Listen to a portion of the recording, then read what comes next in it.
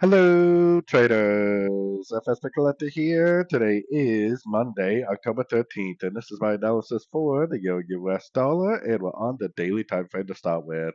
So on the daily time frame, I'm still looking at this as possibly either a regular or an expanding flat.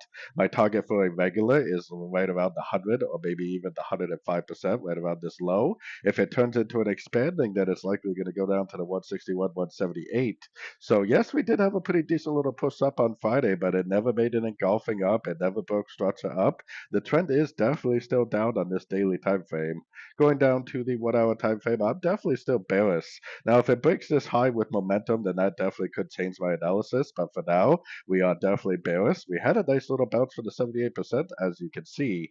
This move up does look a little bit like a trend, so maybe it's going to end up playing out something like this, making more of a three-way pattern.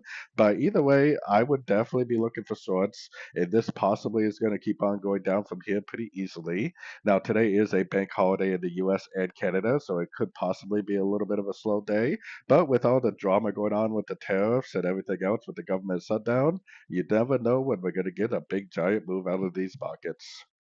So, anyways, don't forget to check out my website linked over here in the corner. And as always, thank you for watching and happy trading.